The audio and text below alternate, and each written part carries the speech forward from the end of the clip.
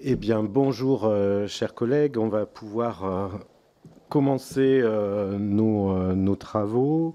Donc, comme vous le savez, cet après-midi, on reprend le débat que nous avions engagé la semaine dernière sur le statut de l'élu local. Peut-être avant d'entrer un petit peu plus dans le détail de nos travaux d'aujourd'hui, vous dire que j'ai profité de la séance des questions au gouvernement pour échanger avec le ministre François Rebsamen sur le sujet du statut de l'élu, pour vous dire qu'il est très informé des travaux que nous conduisons dans cette délégation et qu'il est très en attente des conclusions que nous allons produire à l'issue de nos deux ateliers. Donc c'est plutôt quelque chose de positif, et il m'a réaffirmé sa volonté d'avancer rapidement sur le sujet du statut de l'élu local. Et d'ailleurs, ça fait écho à un article dont vient de me parler notre collègue Violette Spilbout dans le Courrier des maires, où les associations d'élus réitèrent leur impatience et la nécessité d'avancer compte tenu de cette échéance toute proche des élections municipales, je rappelle 2026, d'avancer sur ce sujet qui est déjà très attendu par les élus. Donc je pense que les travaux que nous conduisons depuis plusieurs mois dans cette délégation ont toute leur utilité et vont alimenter évidemment les semaines qui viennent. Donc comme vous le savez, nos discussions consistent à présenter, à ce que chaque groupe présente les réponses qui avaient été apportées au questionnaire et aux 10 questions structurantes que nous avions validées en bureau lors de notre réunion du 29 octobre dernier.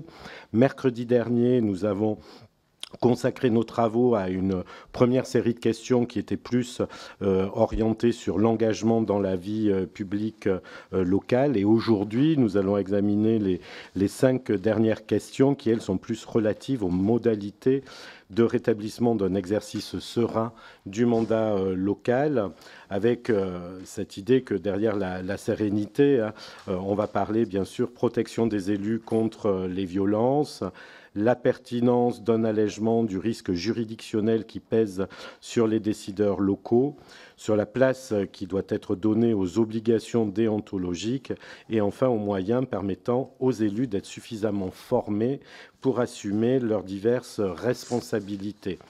Donc, comme la semaine dernière, je vous propose qu'on garde la même méthode. Le débat débutera par une première séquence d'1h30 environ. Au cours de cette séquence, chaque groupe disposera de 10 minutes pour présenter la position de son groupe sur les 5 questions ou certaines d'entre elles, en fonction des souhaits des intervenants.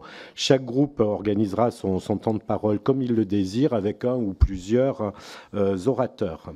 Et au terme de cette première phase, nous aurons un débat conclusif d'une trentaine de minutes entre nous, avec des prises limitées à 2 minutes par orateur. Et pour terminer, je vous rappelle que les échanges donneront lieu à l'établissement, donc par le secrétariat, d'un compte-rendu global destiné à alimenter un rapport d'information qui sera publié sous le timbre de la délégation. Et c'est bien ce rapport qui nous servira de base de discussion avec le ministre François Rebsamen pour la suite qui pourra être donnée à ces travaux. Donc sans plus attendre, chers collègues, je vous laisse la parole pour cette première séquence. Et pour, je pense, le groupe Rassemblement National, c'est M. De Signy qui va intervenir. Merci, Monsieur le Président, chers collègues. Alors, donc, en ce qui concerne notre position sur... Donc, on est d'accord, c'est de la 6 à la 10 aujourd'hui, c'est ça. Donc, sur la protection des élus locaux et des candidats. Donc, globalement, nous avons bien sûr un avis favorable sur la question. Donc, la première question était donc sur l'élargissement du champ des garanties offertes par les contrats d'assurance souscrits par les collectivités territoriales et les EPCI. En ce qui concerne la protection fonctionnelle de la reconnaissance du droit à la prise en charge de l'État sous certaines conditions, nous sommes également favorables à ce sujet. C'est important effectivement qu'il y ait une protection fonctionnelle sur pour l'ensemble des élus et des candidats. Sur la captation, l'enregistrement et la transmission de paroles prononcées à titre privé et d'images, Il semble, à notre sens, il semble inutile d'alourdir, car les peines étant individualisées, si on alourdit le champ des peines, ça n'a pas forcément de sens. On peut augmenter les peines à l'encontre à ce sujet-là, mais en tous les cas, de toute manière, la peine étant individualisée, il reviendra toujours au juge de choisir, et donc les peines planchées sont toujours à notre sens favorables plutôt que les peines plafond.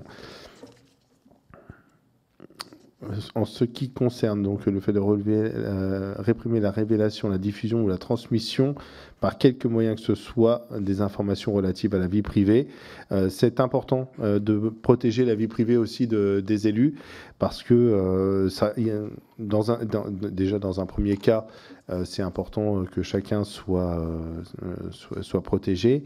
Et en termes d'image aussi de la société, on voit parfois les journalistes qui sont avides de pouvoir aller chercher et mettre une lumière obscure sur certains faits de la part des élus. J'ai en tête un élu local sur ma circonscription, sur mon département, qui a fait un excès de vitesse et il s'est retrouvé en première page du journal le lendemain parce qu'il a roulé un peu trop vite. Franchement, c'est pas comme ça qu'on redonnera confiance en la personne politique auprès de nos concitoyens, qu'en diffusant ce genre d'intervention.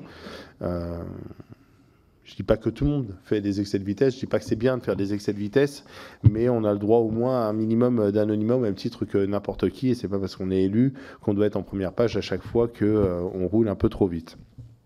Voilà, c'était une petite précision personnelle, mais j'ai trouvé ça déplorable de la part des journalistes de mettre l'accent là-dessus. Ça n'apporte rien d'autre que de jeter l'eau trouble sur les élus en général, et c'est pas à la hauteur de ce qu'on attend de l'information médiatique. Voilà pour la protection fonctionnelle.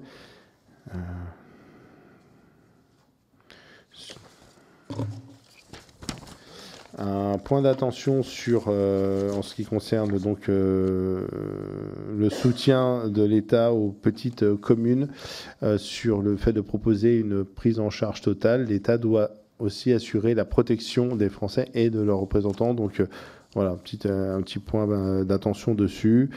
Sur le guide national récapitulant les procédures, nous sommes favorables. Nous proposons également de créer un contact préfectoral dédié, de mettre en place un contact préfectoral dédié spécifiquement aux élus. Sur le pacte sécurité à l'ensemble des élus, évidemment, nous sommes également favorables. Les sanctions sont effectivement appliquées, doivent l'être en tous les cas.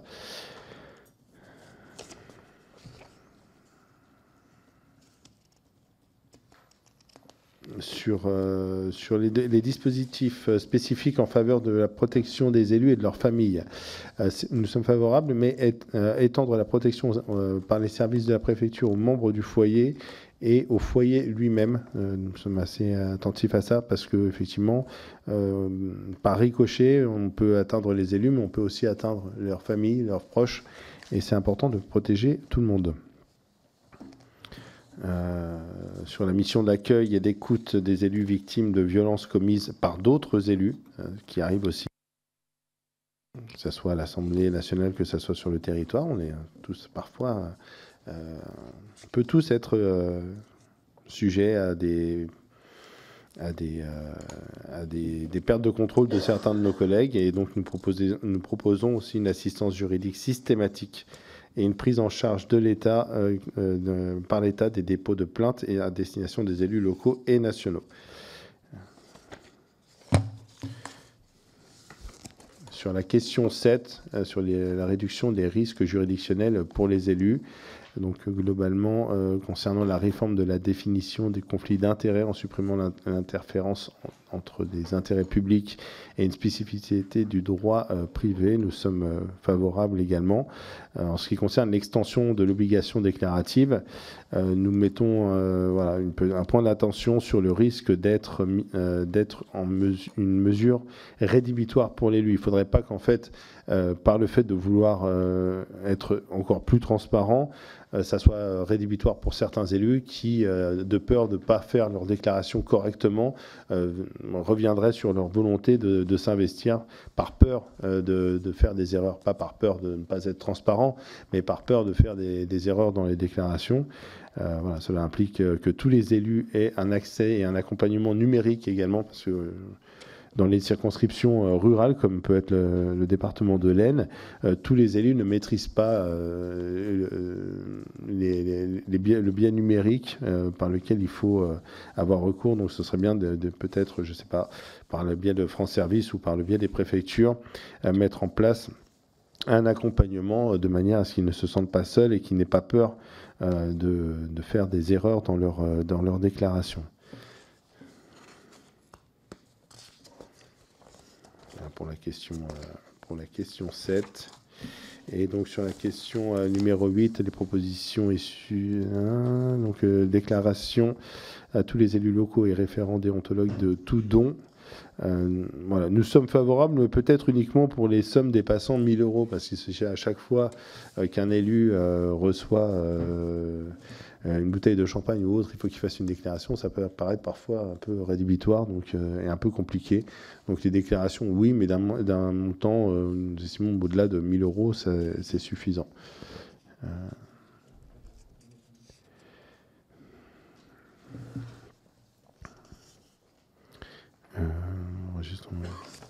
Sur la vidéo et la mise en ligne des conseils municipaux, sur le fond, nous sommes favorables parce que ça permet peut-être d'impliquer un peu plus nos concitoyens. Nous-mêmes, à Villers-Cotterêts, nous avons mis en place ce dispositif dans la commune dans laquelle je suis toujours un conseiller municipal. Par contre, peut-être un point d'attention pour les petites communes qui n'auraient pas forcément toujours la possibilité de mettre en place un dispositif qui peut être onéreux. Si on veut quelque chose de bonne qualité, il faut parfois investir dans des moyens techniques et numériques importants. Donc oui, mais peut-être faire attention au coût que ça peut représenter pour les communes.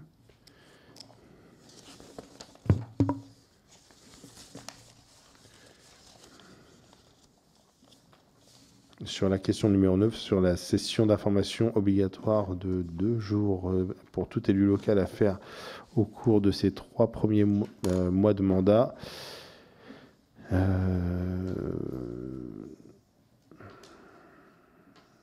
Alors, sur les formations, nous, ce que nous proposons plutôt, c'est une formation en ligne dès l'élection émanant du ministère chargé des collectivités territoriales et des centres de formation des élus locaux, la CNFEL, et validée par tous les élus concernés, sachant que ce qui pourrait être intéressant, c'est que cette formation vienne en amont des élections et soit élargie à l'ensemble des candidats, mais pas seulement des élus, mais aussi des candidats aux élections. Donc ça permettrait de partir sur un pied d'égalité plutôt plus intéressant. Donc plutôt par la voie d'un tutoriel en ligne, mais également, si c'est possible, c'est toujours mieux d'avoir une formation en physique plutôt qu'en ligne, mais tout dépend aussi de la prise en charge et du coût que ça peut représenter.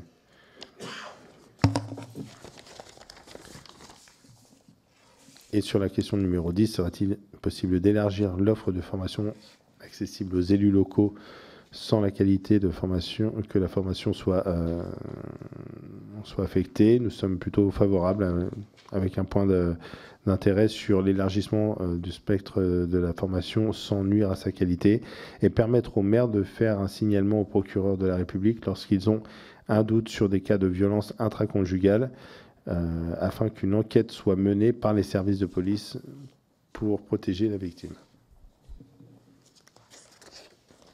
Oui, c'est peut-être déjà le cas, mais c'est bien de le préciser. Merci. Je vous propose de poursuivre avec le groupe EPR. Vous le faites à deux voix comme la semaine dernière. S'il vous plaît, oui. Oui, tout à fait. Cette fois-ci, c'est moi qui vais commencer, Monsieur le Président. Merci beaucoup pour l'introduction de cette séance et de ce deuxième débat sur le statut des élus locaux et pour les mots encourageants qui nous disent pour tous les élus de France que nous arrivons peut-être lors de ce premier semestre à avoir un nouveau statut de l'élu local et je l'espère voter à l'unanimité grâce au travail préparatoire qui est fait ici et qui nous permet un débat apaisé. Alors nous avons donc 5 questions et nous les répartissons avec mon collègue Didier Legac. Je vais commencer sur la question liée à la loi du 21 mars 2024 sur la protection des élus locaux, dont j'ai été rapporteur suite à l'arrivée de cette première proposition qui avait été votée au Sénat. Et la question qui nous est posée est: peut-on aller plus loin? Alors, en tant que rapporteur, étant donné qu'on avait fait un certain nombre d'amendements, et je salue les administrateurs ici qui nous avaient beaucoup aidés, je vais dire qu'elle est assez complète, sauf sur 2 points où on peut aller plus loin. Le point de la protection et de certaines dispositions de la protection fonctionnelle aux familles, notamment pour les candidats ou pour des élus qui sont exposés à certains risques, dans la façon dont on a pu amender la loi qui arrivait du Sénat. Certaines dispositions que nous voulions porter étaient des cavaliers. Et donc, nous avons à revoir cette partie-là afin qu'elle soit complète. Je pense par exemple à un exemple que me soulevait le maire de Nevers, Denis Thuriot, qui avait été agressé ainsi que sa femme à son cabinet d'avocat, son cabinet professionnel alors qu'il était maire. Donc ça, la protection, elle était nécessaire sur un lieu de travail qui était dans la commune, qui était connu de l'agresseur, et pour des collaborateurs ou des conjoints qui étaient mis en danger liés à sa fonction de maire. Et donc l'idée, c'est que lorsqu'il y a un danger, la protection puisse bien couvrir tous les champs et ne pas exclure soit des personnes, soit des lieux. Donc on a ça à regarder de façon plus précise dans la loi. Deuxième sujet qu'on n'a pas mis dans le questionnaire, mais sur lequel on peut revenir au regard de tous les débats en ce moment sur le numérique, c'est le sujet des violences en ligne. Là aussi, pour des raisons de cavalier législatif, on n'avait pas pu mettre tout dans la loi et on avait eu l'espoir de pouvoir compléter cette loi sur la protection des élus locaux lors de notre débat sur la sécurisation de l'espace numérique, la loi SREN. Là aussi, étant donné que c'était une loi qui se limitait à la transposition de dispositions européennes, eh bien, les sujets, par exemple, qu'on aurait pu proposer de bannissement d'un utilisateur qui insulte un élu local, un représentant de notre République sur les réseaux sociaux de façon plus rapide, avec des moyens renforcés par l'agence Pharos, par exemple, c'est des sujets qu'on a essayé d'introduire dans la loi et qui n'ont pas pu être débattus. Donc je crois que là, on a 2 champs d'action. Et croyez-moi, et je sais que vous êtes tous sur vos territoires très interpellés sur ces questions de vigilance autour des élus locaux, le sujet des insultes et de la diffamation en ligne, qu'on découvre parfois même trop tard, parce qu'on n'a pas des moyens de veille sur tous les réseaux sociaux, est un sujet qui empêche des maires de dormir, des élus locaux de dormir, et qui les affecte sur la santé psychologique. Je crois que l'AMF a publié une étude sur la santé psychologique dans laquelle le numérique joue un impact important. Et puis plus globalement, peut-être vous proposer, Monsieur le Président, comme on arrive au 1 an du vote de cette loi, au mois de mars, de proposer que je puisse, en tant que rapporteur de la loi, et j'en ai parlé à nos administrateurs, faire une série de quelques auditions auprès des administrations qui doivent mettre en œuvre la loi, donc sur les décrets, l'effectivité, le travail qui est fait à la CNCCFP, et qu'on puisse se faire une petite liste de 5 ou 6 auditions auxquelles je pourrais associer l'ensemble des membres de la délégation, pour qu'on voit ce qui a vraiment changé depuis 1 an, puisqu'on est aussi là pour contrôler le gouvernement. Alors là, on va dire les gouvernements successifs. Et on peut craindre que la succession des gouvernements ait ralenti les décrets. Donc je crois que quand on s'est mobilisé à ce point, tous ensemble, sur cette loi, il faut qu'elle soit réellement effective. Comme ça, je préviens aussi, et ça leur permet de s'organiser d'ici le mois de mars. Voilà. Deuxième question qui est évoquée aujourd'hui, le sujet notamment de la responsabilité pénale des élus locaux et le sujet des conflits d'intérêts.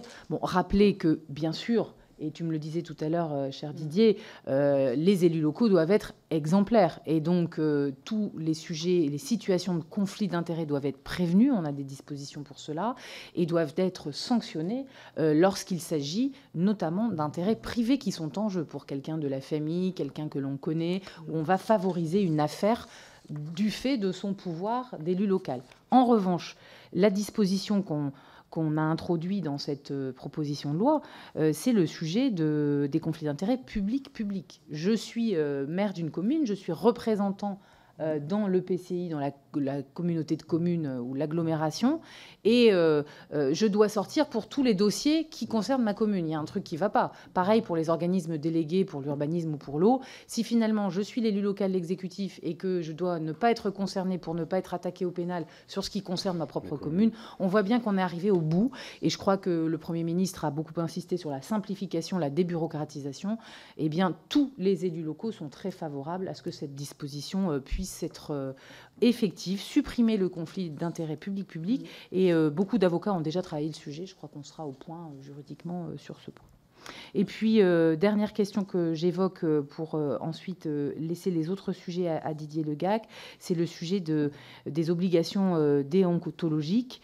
On peut aller plus loin, notamment sur ce qui existe. Alors, il y a déjà l'obligation de mise en place d'un déontologue. Je dirais que la première chose, c'est d'accompagner les communes et les intercommunalités à vraiment mettre en place le déontologue, qui est obligatoire. Mais pour l'instant, les moyens, l'organisation ne l'a pas permis partout. On a notamment fait un travail avec Sébastien Jumel d'approfondissement sur ce sujet, en se disant peut-être qu'on arriverait à faire quelque chose de mutualisé entre les communes au niveau intercommunal, avec des moyens partagés. On n'a pas complètement inventé le dispositif, mais il y a peut-être des choses à faire pour faciliter l'accès à la prévention des risques déontologiques. Et puis, un point sur lequel on s'était tous bien accordés, et c'est important de le rappeler, c'est le fait de déclarer, comme le font les députés, les cadeaux avantages qui sont au-delà de 150 €. Finalement, on demande aux parlementaires une transparence sur ce sujet. Et les élus locaux, d'autant plus dans un territoire où parfois tout le monde se connaît, c'est bien qu'il y ait une transparence et un accès possible à ces cadeaux, même si on sait qu'ils se font de plus en plus rares, parce qu'on fait tous attention à des pratiques qui étaient peut-être plus larges dans l'ancien temps. Voilà. Après, il y a des débats entre nous sur l'adoption, la signature d'une charte déontologique, d'une charte d'engagement de la République au début du mandat d'élu local. Je crois qu'il faudra qu'on se stabilise sur ce sujet, peut-être dans le débat, Monsieur le Président, pour se mettre tous d'accord. Voilà. Merci beaucoup. Merci. Je rajoute effectivement sur la question des conflits d'intérêts. Moi, c'est vraiment un sujet qui vient polluer l'activité des élus. Et là encore, la PPL Gatel du Sénat, dans son article 18, va encore plus loin et définit mieux encore le champ de l'intérêt moral et sur la prise illégale d'intérêt. Nous, l'intérêt, effectivement, comme vous l'avez rappelé, Président, d'accélérer le calendrier pour étudier cette loi rapidement. Question numéro 9, au sujet de la formation.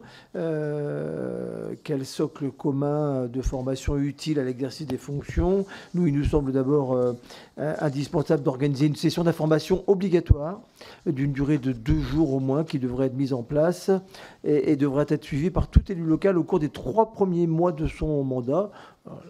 C'est une idée, 2, mais au moins il faut que dès les premières semaines du mandat s'engage une formation obligatoire, une initiative qui vise à fournir aux élus les bases essentielles pour appréhender leur rôle, comprendre les cadres législatifs et réglementaires dans lesquels ils vont siéger. Elle permettra également de sensibiliser les élus aux enjeux déontologiques et aux responsabilités inhérentes à leur mandat.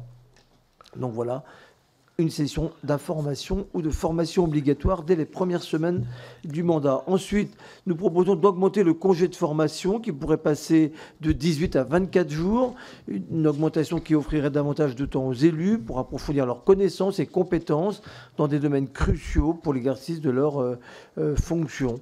Un congé élargi qui témoigne de la volonté de reconnaître l'importance de la formation continue dans un contexte où les responsabilités des élus locaux deviennent de plus en plus complexes, de plus en plus techniques. Il suffit pour cela de regarder ce qui se passe en matière d'urbanisme, par exemple, et tout ça nécessite quand même pas mal de jours de formation. Revalorisation du plafond de compensation. Le plafond de compensation financière accordé aux élus locaux qui exercent leur droit à la formation devrait selon nous, être relevé à 3 fois la valeur horaire du salaire minimum de croissance, contre 1,5 fois actuellement. Donc 3 fois la valeur horaire du SMIC. La mesure vise bien évidemment à mieux soutenir les élus, en particulier ceux qui doivent interrompre leur activité professionnelle pour se former, parce que bien évidemment, il faut que nous soyons capables d'ouvrir le mandat d'élu le plus possible aux personnes aussi qui travaillent et pas simplement aux retraités. Et donc il faut pouvoir compenser la perte de salaire lorsqu'ils prennent des congés pour aller en formation. Élargissement de l'offre de formation. Nous proposons aussi de l'enrichir pour répondre aux défis contemporains.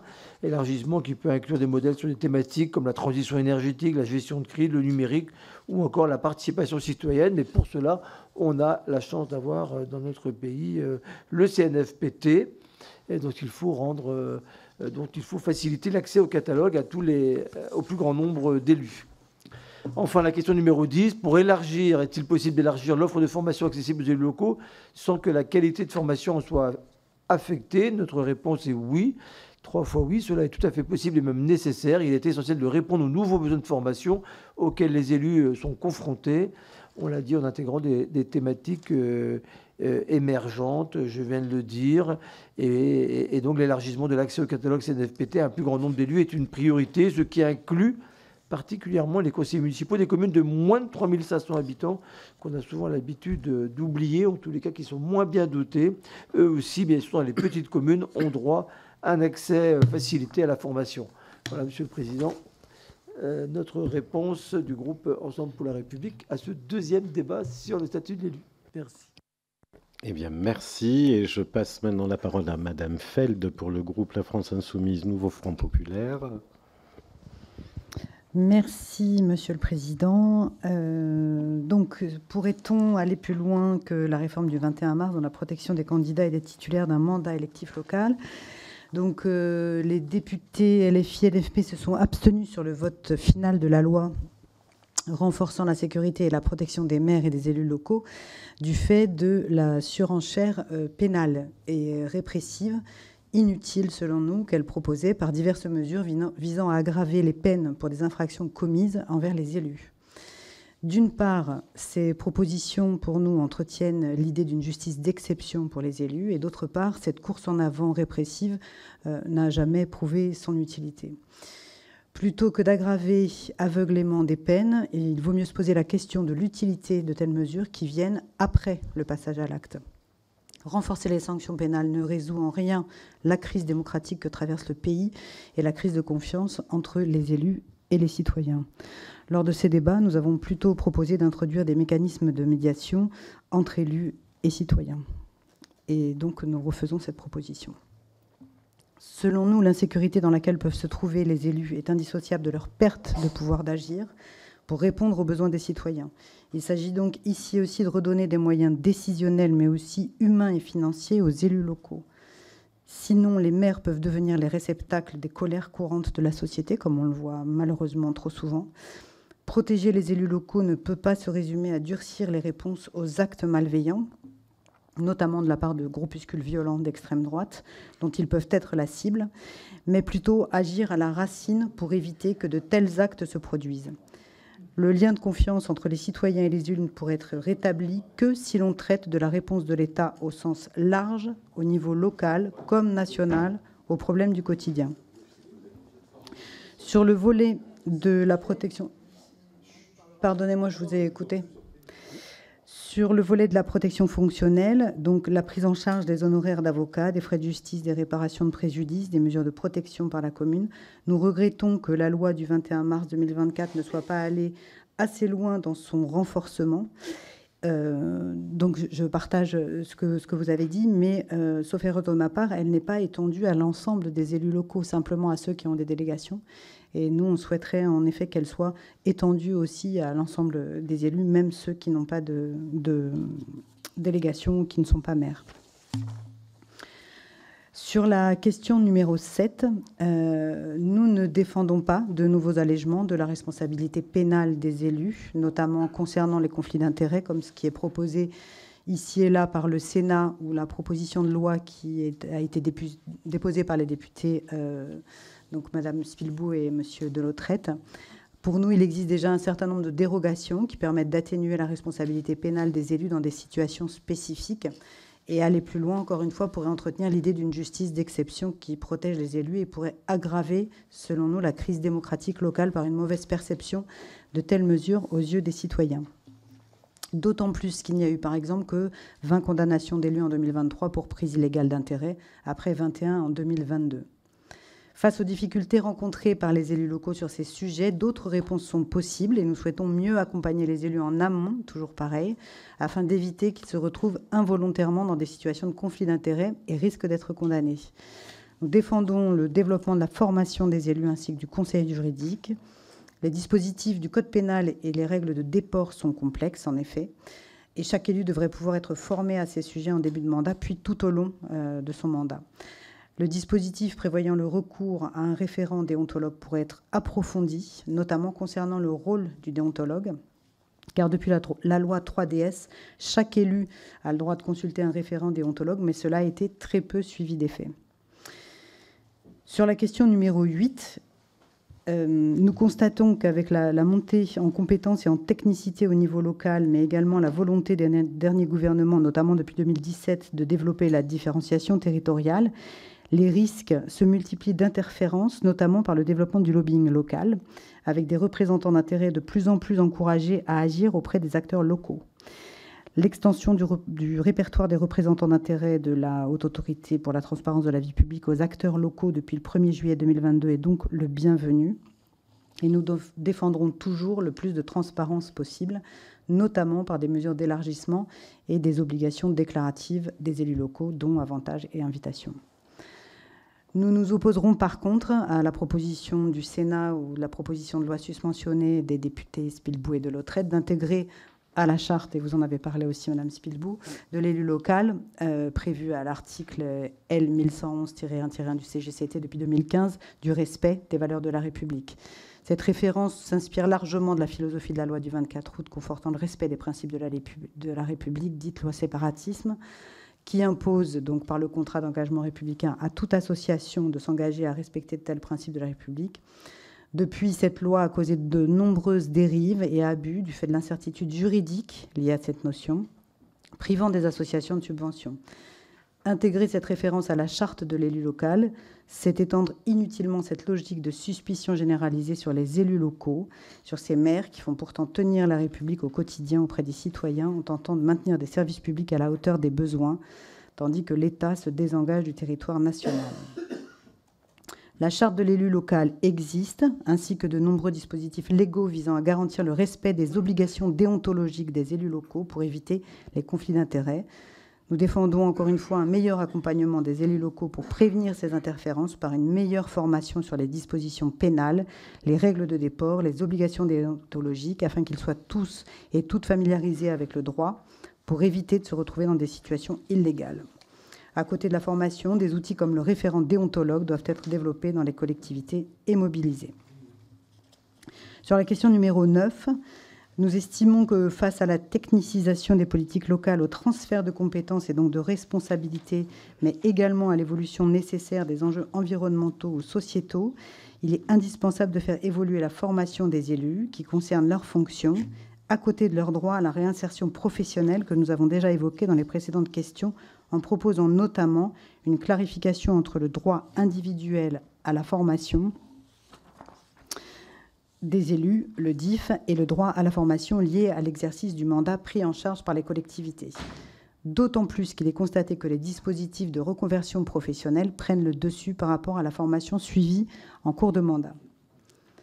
Nous défendrons, comme nous l'avons déjà fait par voie d'amendement, des mesures visant à rendre obligatoire pour tous les élus locaux une formation en début de mandat, ça a été dit beaucoup ici, actuellement prévue uniquement pour ceux ayant reçu une délégation. Puis, chaque année, le droit à la formation des élus constitue un élément essentiel de la démocratisation des fonctions électives et le début de mandat doit être un moment de formation qui doit ensuite se poursuivre tout au long du mandat. Ces formations ne doivent pas simplement informer les élus, mais bien les former, et ce, sur un ensemble de sujets variés et évolutifs, allant de droit de leurs droits et leurs devoirs aux finances locales, au droit public et pénal, mais également à l'écologie ou à l'égalité femmes-hommes, notamment par des modules sur les violences sexistes et sexuelles.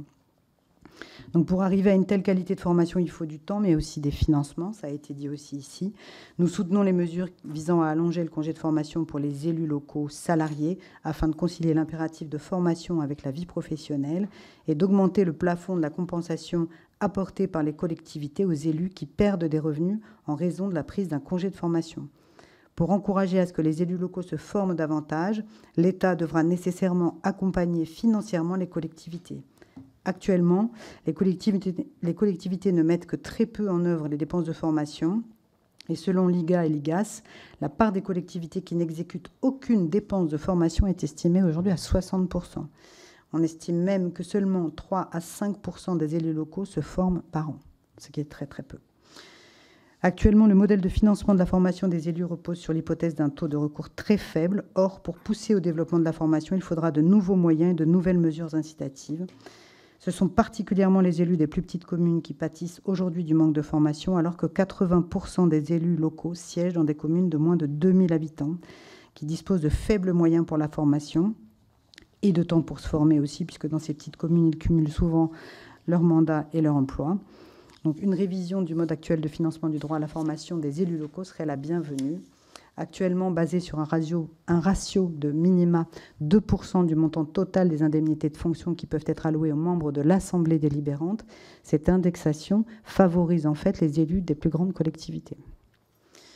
Sur la question numéro 10, pour nous, l'offre de formation pour les élus souffre de certains défauts du fait d'un marché restreint des organismes agréés par le Conseil national de formation des élus locaux.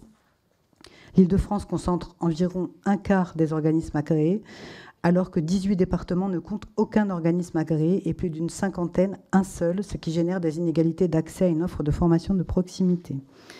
Cependant, nous ne pensons pas que les propositions visant à supprimer la procédure d'agrément des organismes de formation par le CNFEL permettront de résoudre les problèmes constatés. Cela risque au contraire de libéraliser à outrance le marché des formations destinées aux élus locaux.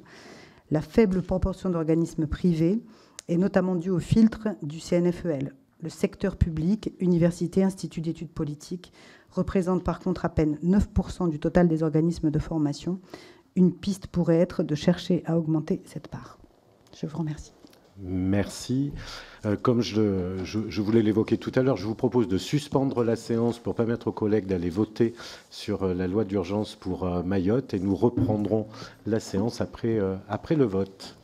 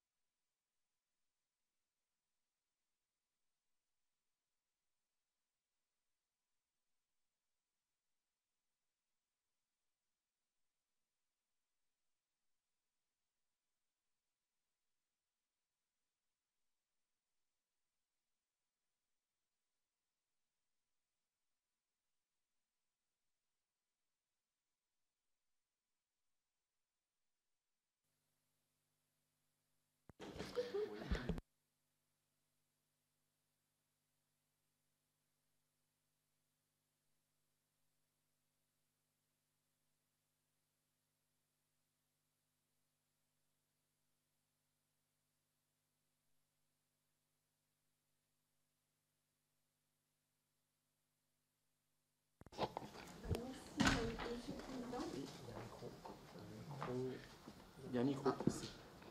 Oui, c'est... Merci, Monsieur le Président. Donc, s'agissant de la question 6, pourrait-on aller plus loin que la réforme du 21 mars 2024 dans la protection des candidats et des titulaires d'un mandat électif local ?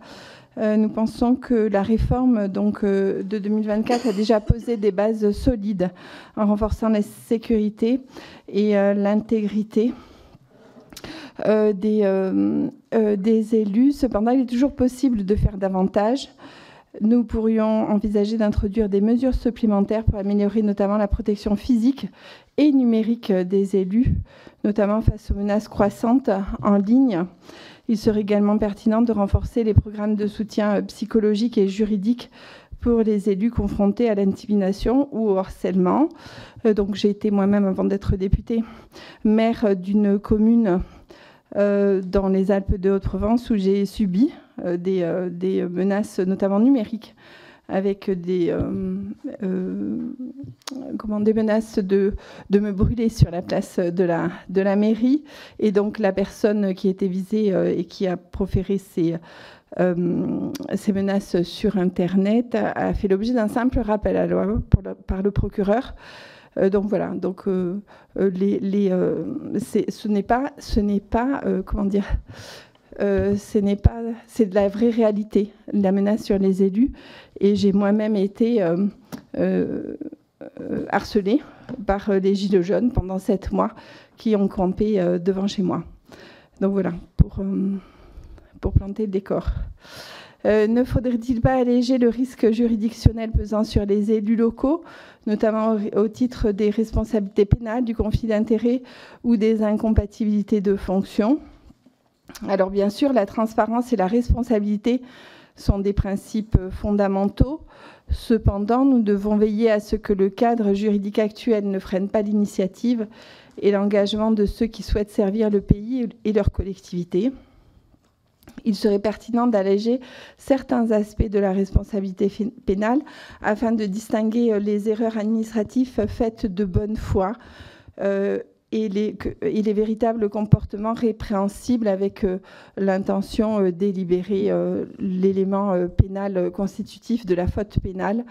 Moi, il me semble que des erreurs administratives et certaines injonctions aussi administratives qui sont faites aux élus locaux et qui relèvent malheureusement de la loi pénale devraient être allégées, notamment en matière environnementale sur les manquements administratifs, alors que les élus locaux n'ont pas les moyens de faire ce que prévoit la loi. Je pense notamment à tout ce qui concerne la GEMAPI, où certains maires peuvent avoir des manquements administratifs relevant de procédures pénales et de convocation devant le procureur de la République. C'est aussi du vécu, alors c'est pas moi, mais c'est des confrères. Et donc, il me semble aussi que cette responsabilité pénale élargie n'est pas adaptée aujourd'hui sur un rapport de confiance qui doit s'établir dans les institutions entre ces élus et ces institutions. Sur la question numéro 8, serait-il souhaitable de renforcer davantage les obligations déontologiques pesant sur les élus locaux et si oui, à quelle hauteur ? Alors moi, je pense qu'il y a suffisamment d'obligations déontologiques qui pèsent sur les élus et qu'il faut plutôt veiller à leur application sans en rajouter. Et concernant la question numéro 9, comment garantir à tout élu local un socle commun de formation utile à l'exercice de ses fonctions ? Nous pourrions, moi, me semble-t-il, c'est intéressant dans le maquis des formations d'établir un programme de formation nationale des élus et élaboré donc en collaboration avec des experts en gestion publique, en droit administratif et en relations publiques. On a souvent des élus qui sont confrontés à des problèmes juridiques très techniques et qui sont un peu perdus dans le maquis du droit français et du droit administratif en particulier. S'ajoute à cela une pression des relations publiques, d'exposition aux médias qui est très importante. Et donc, il me semble aussi qu'ils ont besoin dans un programme de formation. En tout cas, c'est des formations qui sont très sollicitées, la prise de parole, la gestion du stress, etc. Donc, ça participe aussi à bien vivre son statut d'élu quand on vit bien ses interventions publiques. Ce programme devrait couvrir des sujets clés tels que la gestion budgétaire, évidemment, la connaissance des institutions, les politiques publiques locales et la communication avec les citoyens. Moi, il me semble que c'est une base élémentaire pour les élus, notamment les élus locaux. Et il serait judicieux de mettre en place un accompagnement personnalisé pour les nouveaux élus afin de leur fournir un soutien adapté à leurs besoins spécifiques. Serait-il possible d'élargir l'offre de formation accessible aux élus locaux sans que la qualité de la formation soit affectée? Alors, pour élargir la formation, nous pourrions diversifier les formats de formation et notamment en intégrant des options en ligne, des modules à distance, ainsi que des sessions en présentiel. Quand on est élu local, rural qui plus est, donc on parle des petits élus, entre guillemets, il me semble important de prendre en compte l'éloignement géographique et la distance aussi géographique de grands centres de formation. Et il me semble utile de proposer plus d'options en ligne et de modules à distance sur la formation des élus, ce qui permettrait en plus pour les femmes de choisir un format qui correspondrait peut-être mieux à leur emploi du temps et en tout cas à leur investissement en conjuguant, ou les jeunes aussi qui sont notamment en études, en conjuguant à chaque fois leur vie professionnelle ou familiale avec une formation d'élus. Et il est essentiel aussi de mettre en place un système d'évaluation rigoureux pour chaque formation dispensée afin de recueillir donc des retours d'expérience et d'ajuster en permanence les contenus en conséquence, garantissant ainsi l'excellence des formations proposées. Voilà, Monsieur le Président, les quelques réflexions très pratico-pratiques de ces questions. Je vous remercie en tout cas. Merci, chers collègues, d'avoir passé le tour pour que je puisse m'exprimer. Merci. Merci. Et je passe la parole à Madame Dombrecoste pour le groupe socialiste et apparenté. Merci, Président. Et merci encore pour tous ces travaux qui sont menés dans l'intérêt des élus de nos territoires, qui sont très en attente. On le sait, sur les prochaines municipales, beaucoup de maires ont la tentation d'arrêter au vu de la difficulté, de la lourdeur administrative et souvent aussi la difficulté de compréhension de la population face à certaines décisions. Donc il y a urgence, effectivement, et je rejoins ma collègue qui parlait d'évaluation de la loi de mars 2024, et je pense qu'effectivement, ça serait utile pour vérifier d'abord, avant de proposer de nouvelles applications, de d'abord vérifier comment est appliquée cette loi de mars 2024, de telle sorte à ce qu'on puisse adapter finalement les propositions que nous sommes tous en train de faire. Sur la question numéro 6, peut-on aller plus loin dans la protection des candidats? Évidemment, nous sommes très favorables à l'extension de la protection physique des candidats à leur famille, aux proches du candidat. On sait pertinemment, et dans plusieurs territoires, on l'a vu, on l'a observé, que certains élus sont très exposés au regard de leur engagement, et donc ça nous paraît absolument indispensable. Par contre, nous avons des réserves sur l'octroi automatique de cette protection fonctionnelle pour les élus locaux non titulaires d'une fonction exécutive, pour que cette automaticité soit bien applicable d'abord aux exécutifs de toutes les collectivités, mais également aux EPCI à fiscalité propre. Sur la question numéro 7, sur la question de la responsabilité pénale et des conflits d'intérêts, nous sommes très favorables, et cela a déjà été dit, pour une réforme de la définition du conflit d'intérêts pour supprimer, évidemment, l'interférence entre deux intérêts publics. On le sait, dans le quotidien de nos intercommunalités, ça pose des difficultés et ça n'a pas lieu d'être. Voilà, pour simplifier la vie des élus, il faut effectivement reprendre ce point. Sur la question numéro 8 et les obligations déontologiques, évidemment, nous y sommes très favorables d'abord à l'exemplarité des élus, c'est une priorité absolue.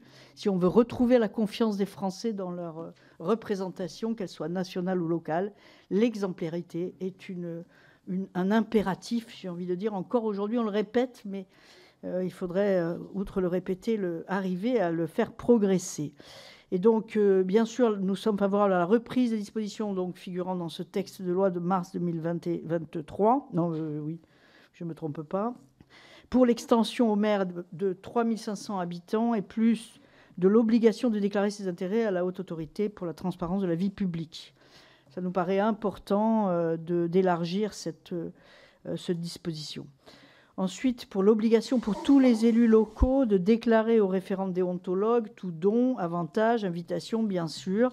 Cela a été dit avec peut-être une réflexion à mener sur la mutualisation des déontologues sur certains territoires pour faciliter l'accès à ce dispositif.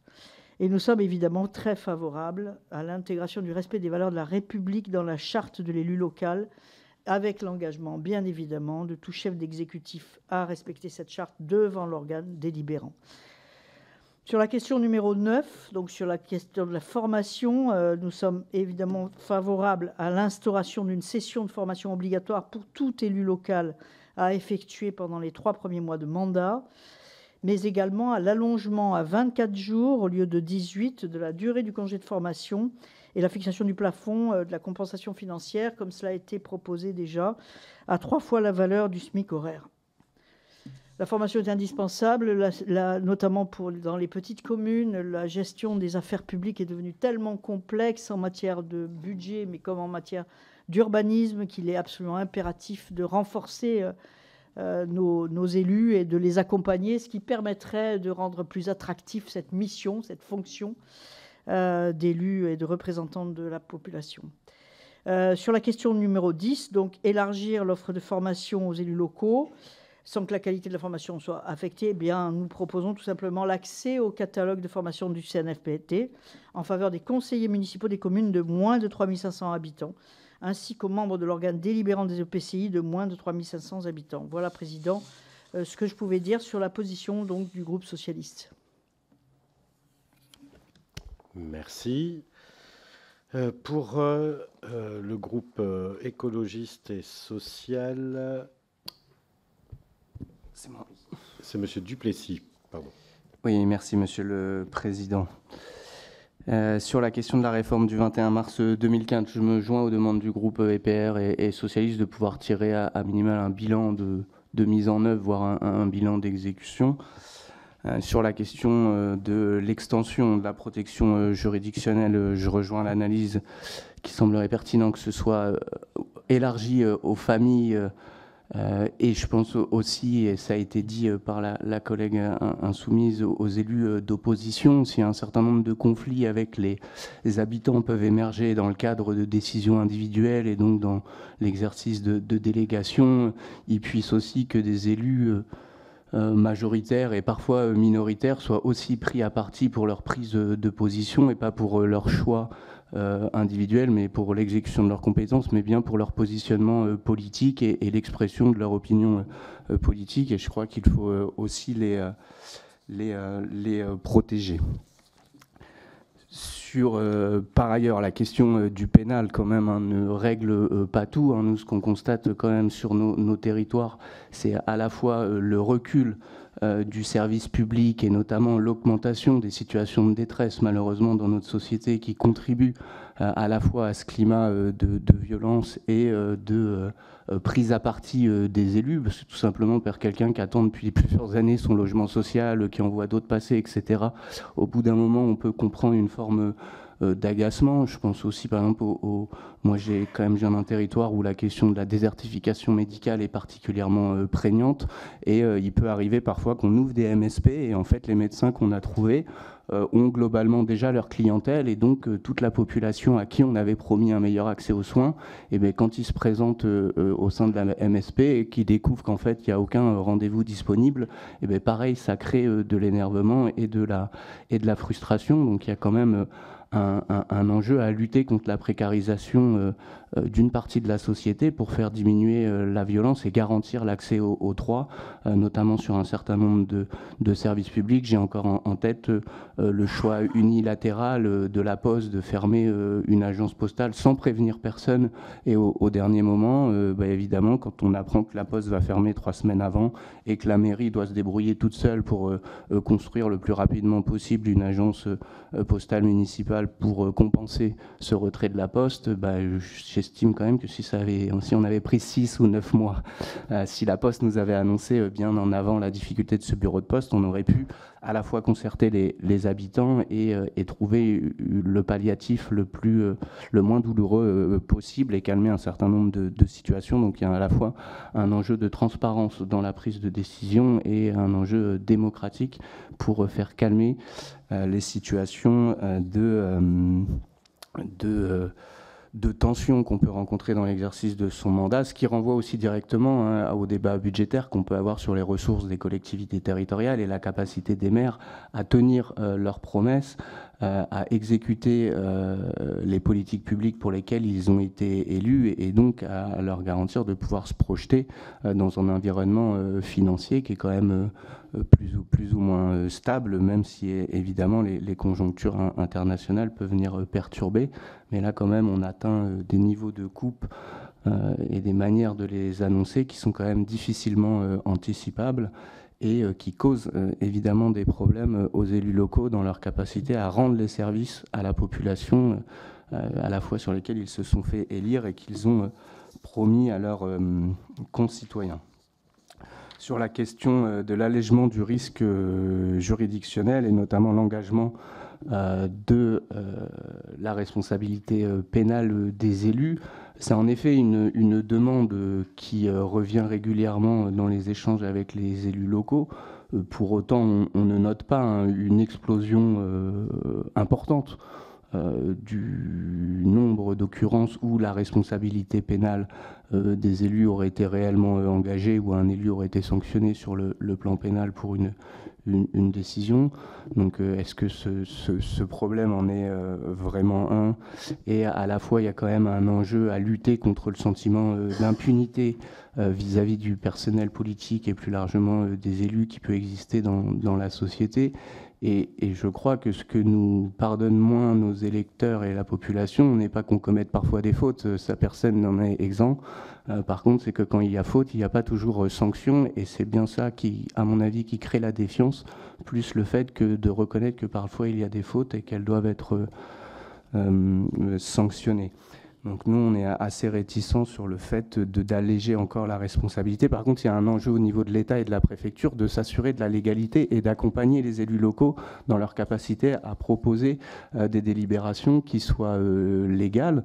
Le contrôle a posteriori et le contrôle de légalité s'est quand même relativement affaibli ces dernières années avec des services déconcentrés qui sont quand même de moins en moins nombreux et qui ont une capacité à accompagner les collectivités qui est de plus en plus faible.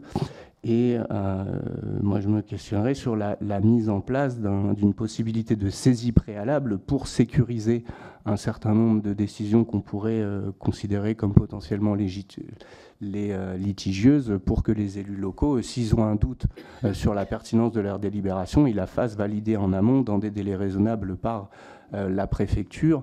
Et dès lors que la préfecture a donné son feu vert, il me semble compliqué d'engager la responsabilité pénale d'un élu, puisque dans l'infraction pénale, il a la nécessité d'avoir un caractère intentionnel. Et donc, dès lors qu'un élu fait quelque chose avec le feu vert de la préfecture, je pense qu'un juge pénal va avoir du mal à engager, à prétendre que l'élu a enfreint la loi en toute connaissance de cause et de manière délibérée, puisqu'il avait le feu vert de la préfecture.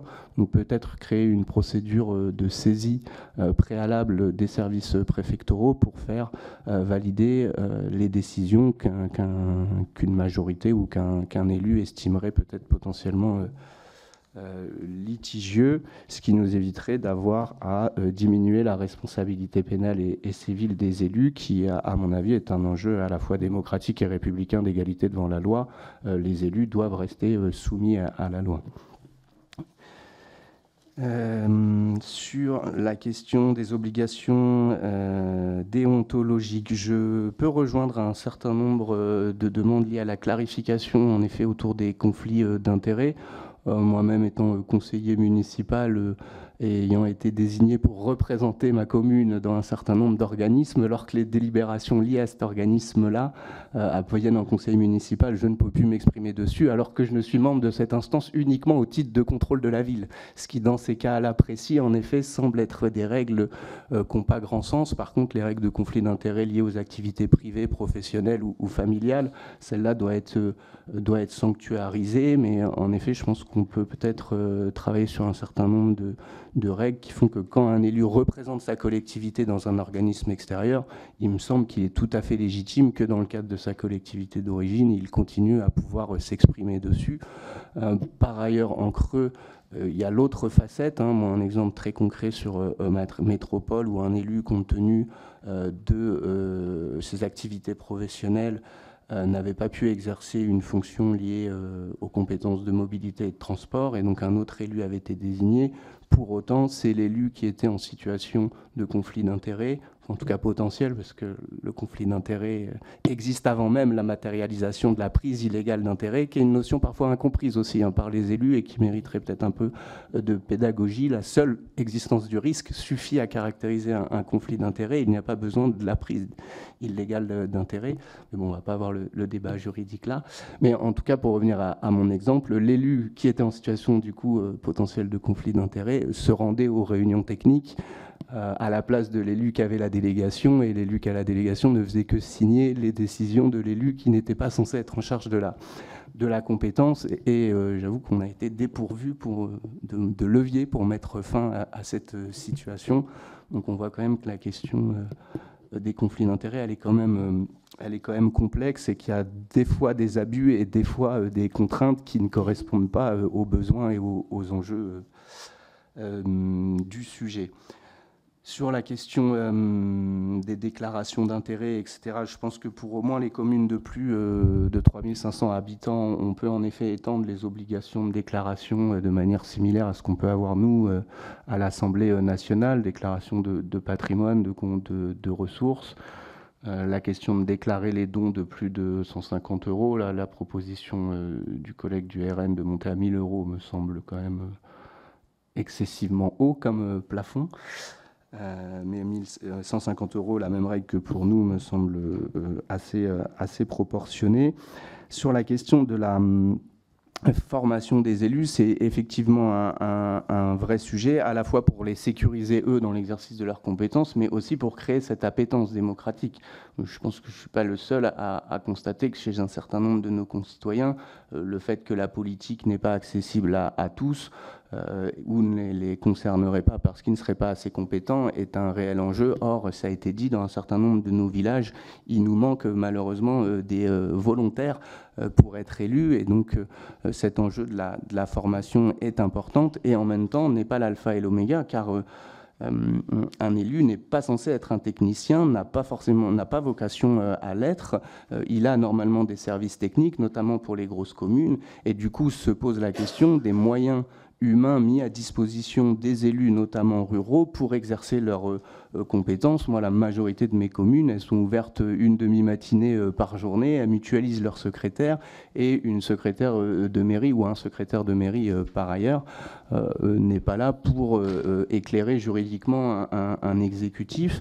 Et dans le contexte financier qui est celui des collectivités, le recours aux strates supérieures, comme le département ou la communauté de communes, qui souvent va proposer un soutien en ingénierie ou un soutien juridique, peut coûter de l'argent. Chez une commune, c'est 400 € le permis de construire. Quand on a 100 000 € de budget, ça part quand même vite.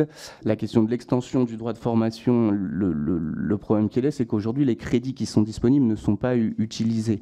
Donc c'est comment on peut instituer et passer d'un droit à la formation à un devoir de se former, et peut-être déconnecter le coût de la formation des ressources des communes, parce qu'un peu sur le même plan que sur les indemnités, moi j'ai énormément de maires qui se privent d'indemnités pour pouvoir préserver leur budget de fonctionnement. Et on retrouve cette situation-là avec les formations où cela peut vite coûter cher entre le coût de la formation en elle-même, le défraiement du déplacement, de la restauration, etc.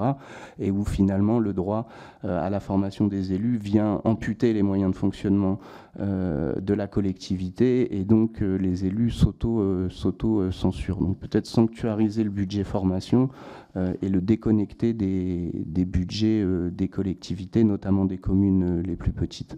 Voilà, je ne vais pas faire plus long, même si je crois que je n'ai pas fini, parce que j'ai déjà été assez long. Merci pour votre attention. Merci. Et nous passons, si vous le voulez bien, pour le groupe démocrate, à Monsieur Mandon.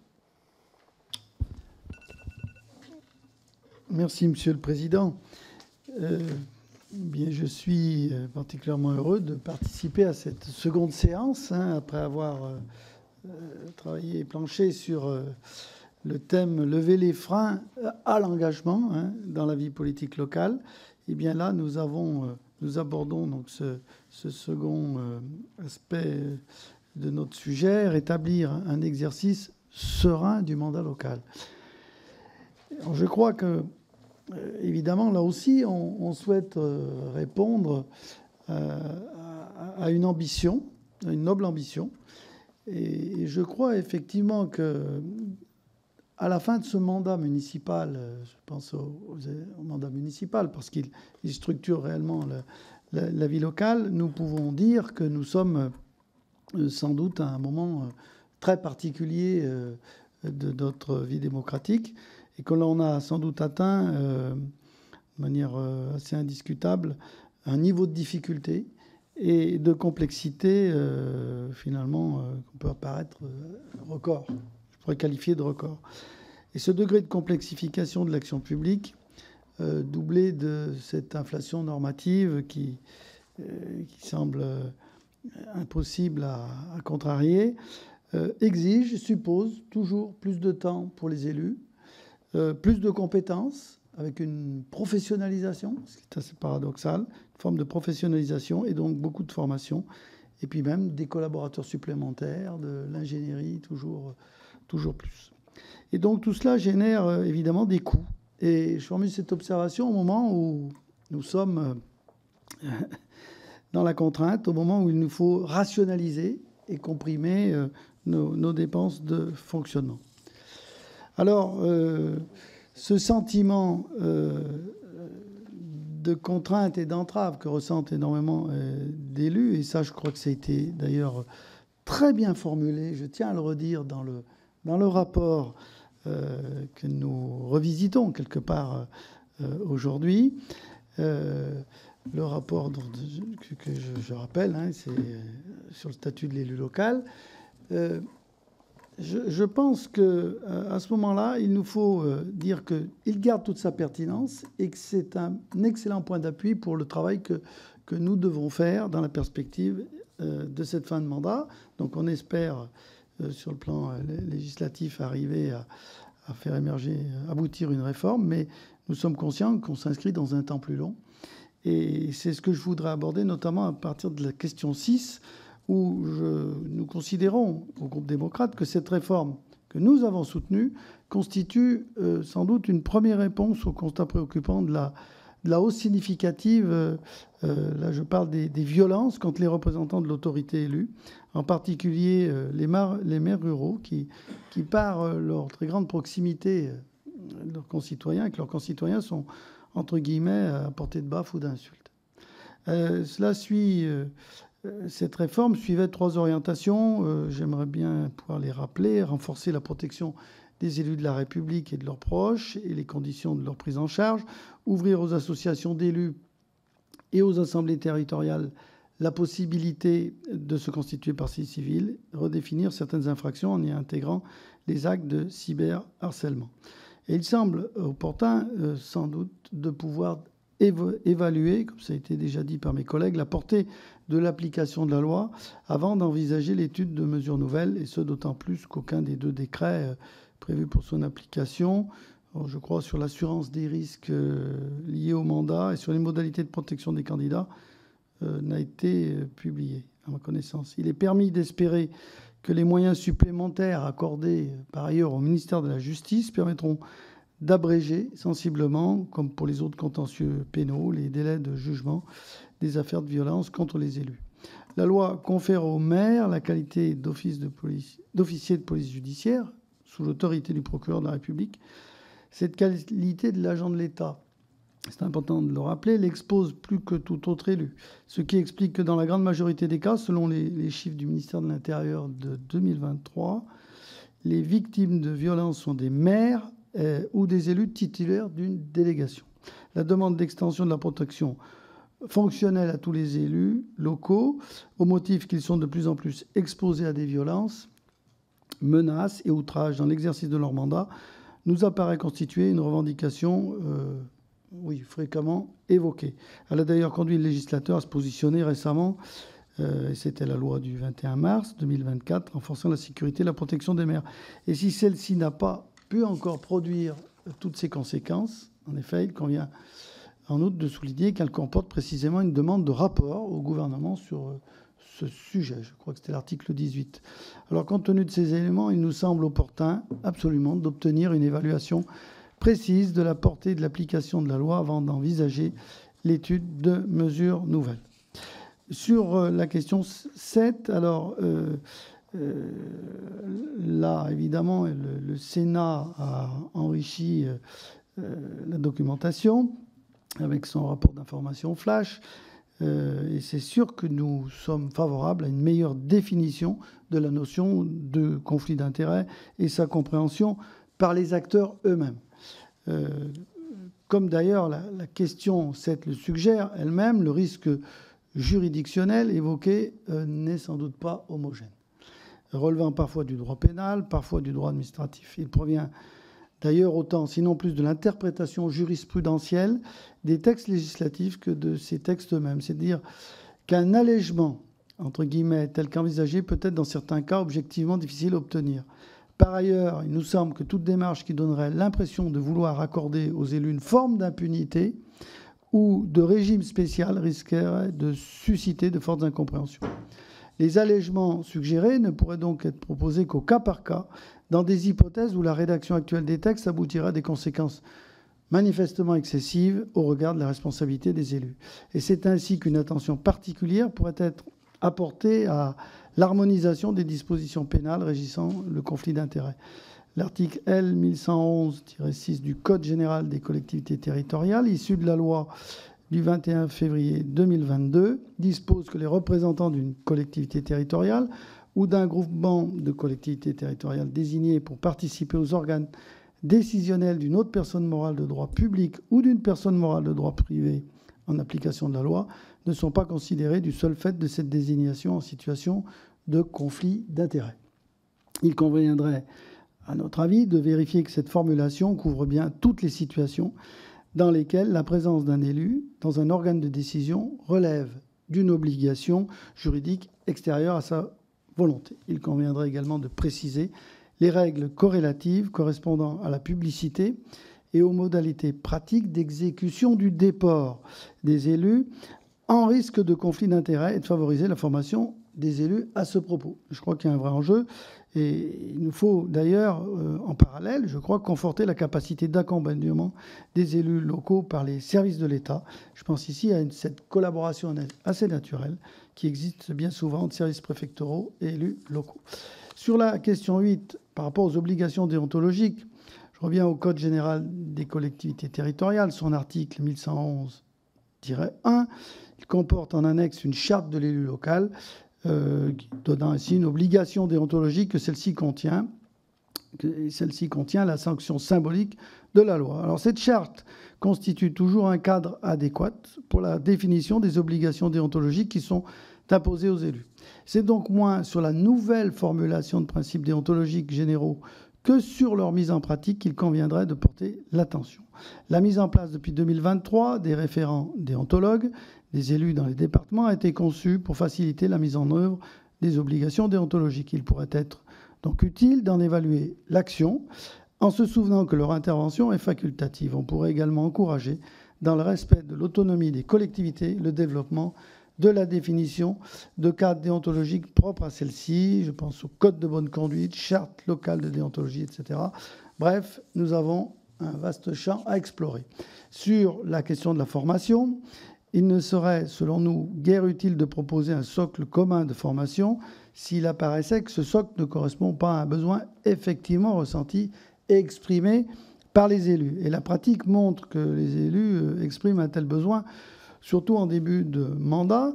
Le socle commun de formation, entre guillemets, pourrait utilement prendre appui sur leurs attentes, étant observé que l'institution d'une obligation formelle risquerait de se révéler largement ineffective.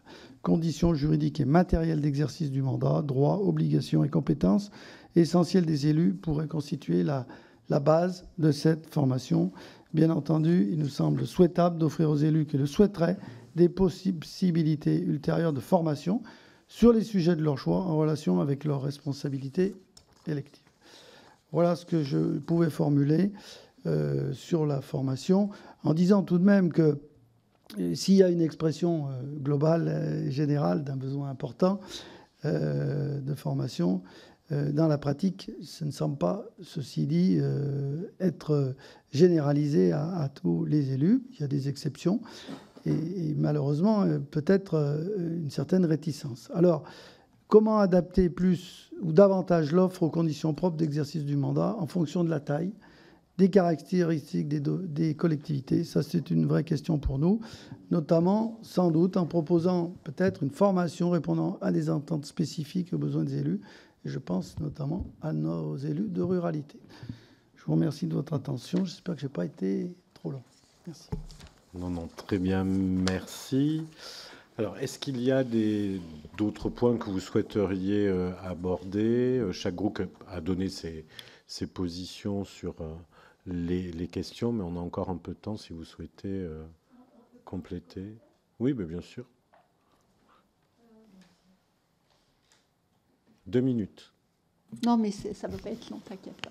Non, juste, je voulais rebondir sur la question de la formation qui semble faire consensus. Et du coup, il faut vraiment peut-être affiner les besoins de formation. Et par rapport à la question, c'est que ce serait surtout au début du mandat.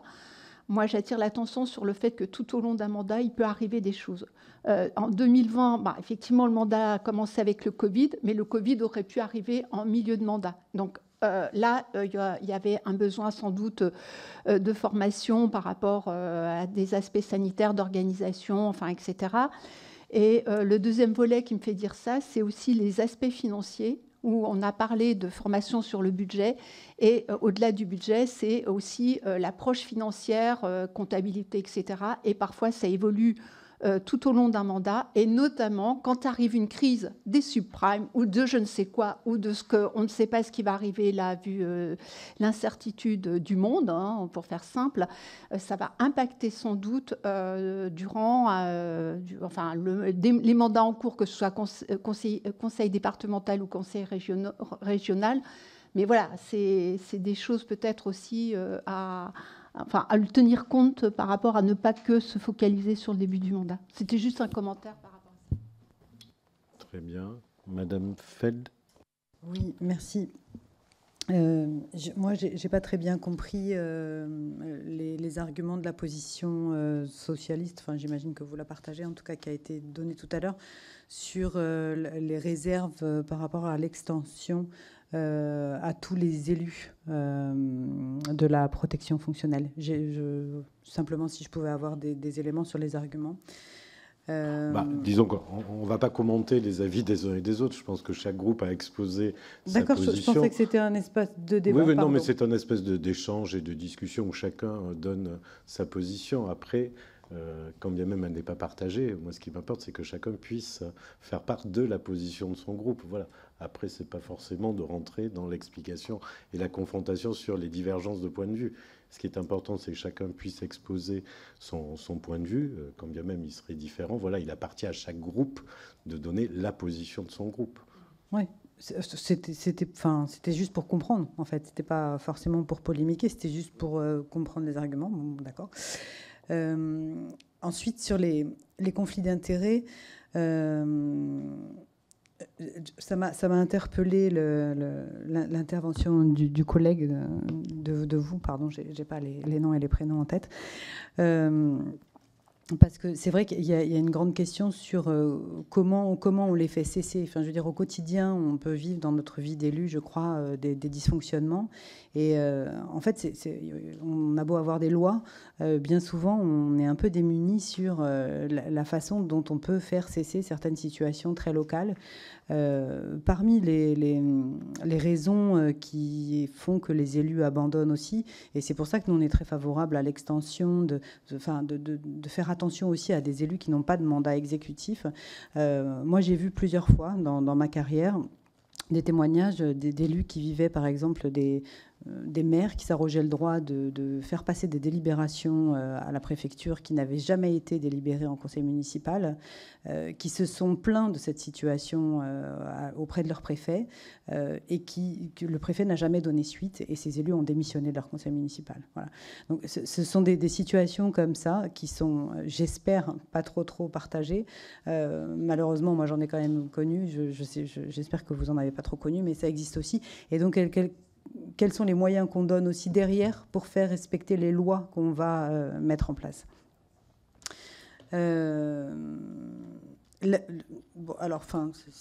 Si tu me dis, Stéphane, qu'on ne peut pas poser de questions et débattre, je ne sais pas. Moi, j'avais une question sur quel est l'intérêt d'intégrer à la charte de l'élu le respect des valeurs de la République. Bon, ça, donc, moi, je redis que j'ai eu beaucoup de témoignages d'élus aussi qui se sentaient un peu offensés par le fait qu'on leur fasse re-signer quelque chose qui est pour eux d'évidence. Et puis, oui, sur le droit à la formation, le budget dédié, moi, je trouve ça aussi très important, en effet. Et je passe la parole à Madame Spielbout. Oui, alors, même si on n'ouvre pas le débat qu'on fera dans l'hémicycle, je l'espère bientôt, l'objectif aussi de cette préparation, c'est d'avoir des points de convergence et puis que l'ensemble puisse être voté. Donc, il va falloir faire quelques compromis sur le projet initial que j'avais travaillé avec Sébastien, que j'ai remodifié avec Stéphane. Donc, moi, j'ai noté 5 points. Je vais essayer d'aller vite pour respecter le temps. Sur le sujet qui est celui que j'ai relevé, Madame, sur la signature de la charte de l'élu et d'adhésion aux valeurs de la République, je pourrais faire polémique et je peux aussi prendre en compte ce qui est remonté des associations d'élus. Si je veux faire polémique, effectivement, LFI est le seul groupe qui n'a pas voté la loi sur la protection pour les élus, sur le sujet pénal, mais finalement tout le reste, du coup, vous ne l'avez pas voté, votre groupe. Ce sujet qui reviendrait à dire, de toute façon, le contrat d'engagement républicain, la charte des valeurs de la République pose problème pour des associations, etc., c'est un sujet de divergence profonde que j'ai avec votre groupe, parce que cette charte, c'est la liberté de conscience, la non-discrimination, la fraternité, la prévention de la violence. Quand on la lit, personne ne peut dire qu'on n'y adhère pas. En revanche, les associations d'élus, une fois qu'on avait déposé la loi, ont remonté ce sujet-là. On en a même discuté avec Stéphane. Et je pense que c'est un sujet qui disparaîtra dans les amendements qui seront proposés au moment du débat législatif. Parce qu'effectivement, ce que moi j'estimais comme quelque chose de simple et où Sébastien avait fini par aller dans mon sens, finalement vexe un certain nombre d'élus qui considèrent qu'ils ont déjà beaucoup de responsabilités d'engagement et qu'il n'y a pas besoin de re-signer une charte. Voilà, donc je pense que c'est un sujet, par exemple, sur lequel moi je reculerais. Mais je trouve que l'argument de la non-signature par des associations, notamment à Lille, on a les sujets de la LDH, par exemple, qui s'est levé contre le contrat d'engagement républicain qu'on lui demandait de signer, tout ça. Voilà, je trouve que c'est pas tout à fait le même sujet.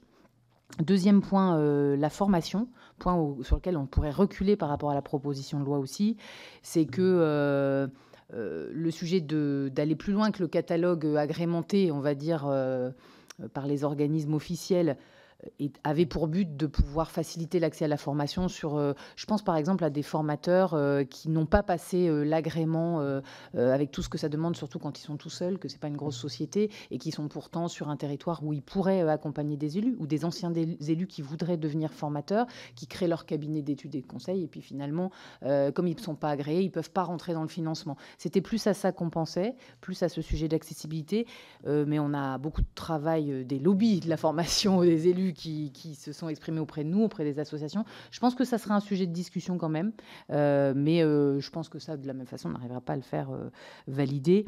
Sur le sujet du débat budgétaire, moi j'entends vos arguments sur le budget des collectivités et je peux partager le fait que si on veut plus de moyens pour les élus globalement, leurs indemnités, leurs droits à la formation, etc., on a besoin du budget des collectivités qui soit préservé.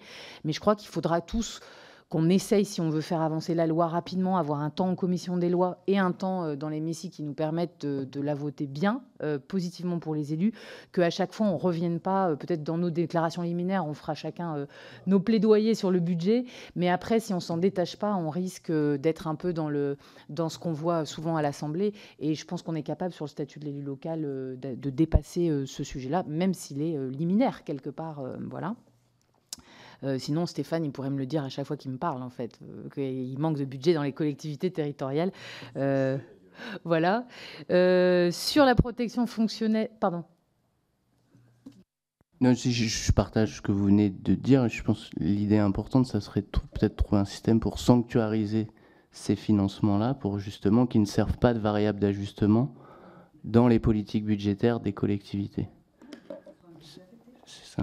J'y reviendrai tout à l'heure sur la manière dont on pourra éventuellement aborder le sujet tout en gardant la ligne de travail sur le statut, mais j'en parlerai tout à l'heure.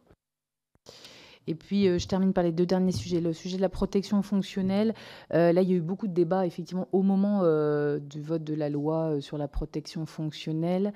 Des débats super intéressants qu'on n'a pas pu approfondir en hémicycle sur les conflits entre élus, notamment.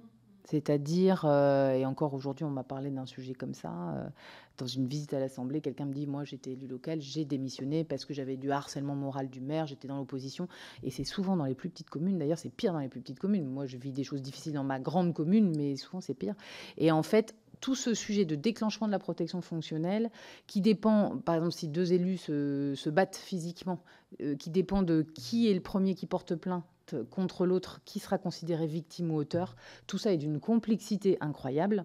Et donc, je pense qu'il faut qu'on regarde bien dans l'évaluation de la loi des 1 an, de la loi sur la protection des élus, ce qui manquerait encore.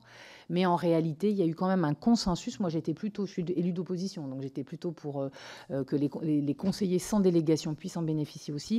Et il y a eu un consensus dans le débat, dans l'hémicycle, sur le fait qu'on faisait déjà un pas socle pour tous ceux qui avaient une fonction, et que si on faisait tout, ça allait augmenter le budget pour les collectivités et créer des niveaux de conflits juridiques plus complexes encore. Mais je suis d'accord que c'est pas sec comme débat. Voilà, enfin, c'est une des explications. Et puis, dernière chose sur les conflits d'intérêts, vous avez surtout, je pense, parlé des abus de pouvoir. C'est pas la même chose que les conflits d'intérêts.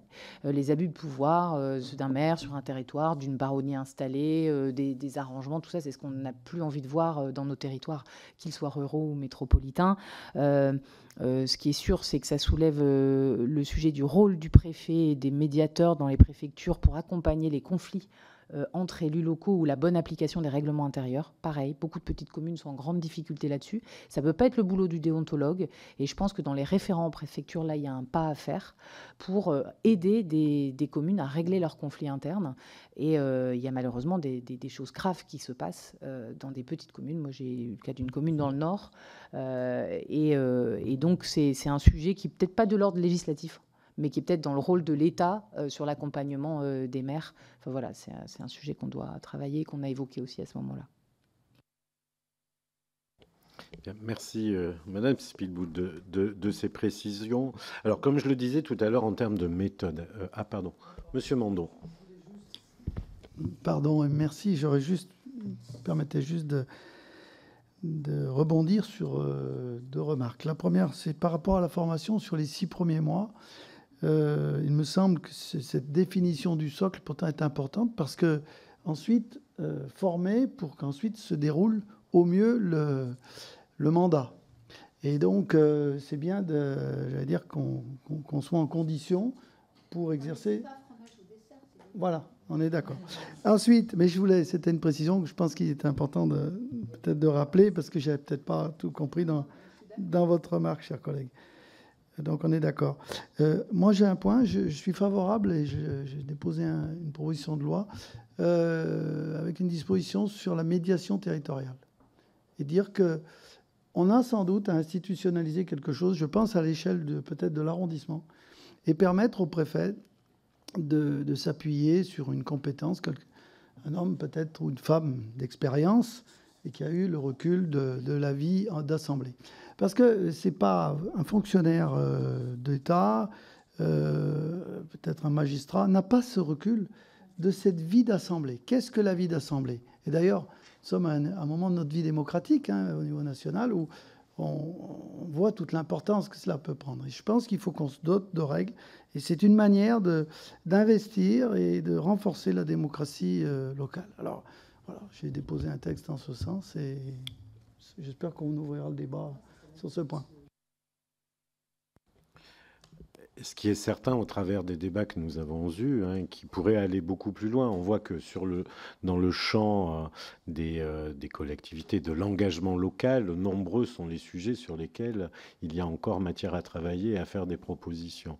À côté de cela, et en termes de méthode, si on veut arriver à faire avancer dans le calendrier qui est extrêmement contraint, si on veut que les choses puissent être applicables à l'échéance des prochaines élections municipales, puisque c'est bien ce qui est visé, il nous faut faire des choix dans les priorités que l'on se donne, en tout cas des propositions que l'on fait au gouvernement pour les priorités à se donner. C'est la raison pour laquelle, voilà, tous les sujets mériteraient d'être tous traités, mais il va falloir dégager de priorités compte tenu du temps contraint si on veut que les choses soient applicables au prochain mandat. Ce que je voulais dire, c'est dans la traduction maintenant de ces travaux. Donc, comme je vous le disais en propos introductif, il va y avoir rédaction d'un rapport qui va faire état des débats que nous avons eus, y compris qui vont au-delà des questions que nous nous sommes posées. C'est-à-dire que le sujet des moyens alloués aux collectivités a été souvent évoqué par les uns et par les autres, et j'ai le sentiment qu'on est tous quand même d'accord pour dire que la seule question du statut de l'élu n'est pas l'alpha et l'oméga pour remédier à toutes les difficultés, et qu'effectivement la question des moyens alloués aux élus pour qu'ils puissent conduire leur mandat est un sujet. C'est la raison pour laquelle dans le rapport final il y a un propos introductif qui fera état de ce sujet-là, même s'il ne se traduit pas par des propositions dans le texte sur le statut de l'élu, puisque ce n'est pas dans le texte sur le statut de l'élu qu'on peut retrouver des dispositions budgétaires, mais il est évident qu'on ne va pas décorréler cela dans la mesure où tous ceux qui se sont exprimés ont fait état de cela. Donc, pour vous dire qu'on retrouvera bien cet élément qui fait consensus dans le rapport qui sera produit. Et le rapport, il sera rédigé de telle manière qu'on fera ressortir tous les points qui font convergence entre nous tous, les points sur lesquels il n'y a pas forcément de convergence et qui reflètera, le rapport reflètera évidemment les propos des uns et des autres. L'idée étant qu'il puisse nous servir à orienter le travail, comme je le disais tout à l'heure, avec le ministre dans le texte qui pourrait arriver à l'Assemblée, pour qu'il sache d'entrée de jeu les sujets sur lesquels nous souhaitons collectivement une avancée et où nous pourrions être des porteurs d'amendements en commun, d'autres qui, eux, ne font pas convergence, mais où chacun pourra, bien évidemment, liberté d'amendement, apporter ses propres amendements, mais qui soient de nature à faciliter l'avancée des travaux de cette Assemblée sur le sujet du statut de l'élu local. Voilà.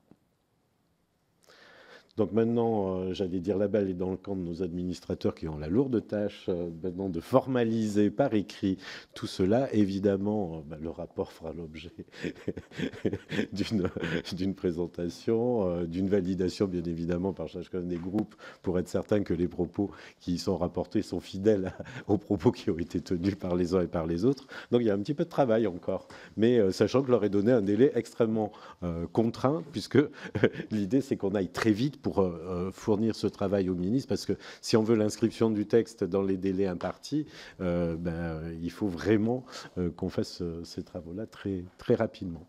Voilà, merci à...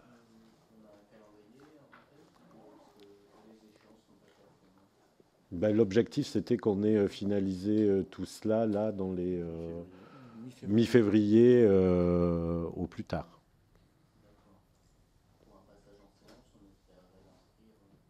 Alors, non, c'est à partir de ça, on entre dans la négociation avec le ministre. Alors, pour être très transparent, la question reste de savoir quel va être le véhicule législatif sur lequel le gouvernement va faire le choix pour que ce sujet arrive à l'Assemblée.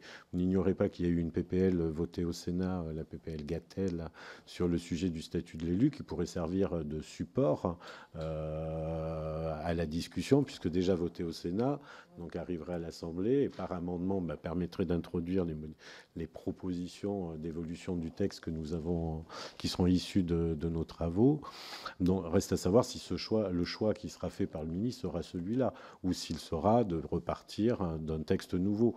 Mais à ce stade, ce qui était privilégié, c'était plutôt précédemment, c'était de repartir de la PPL Gatel déjà votée au Sénat, ce qui semble être le plus simple sur le plan de la navette parlementaire et rapide. Il est probable que ce soit le choix qui soit fait, mais là encore, pour l'instant, on n'en sait rien.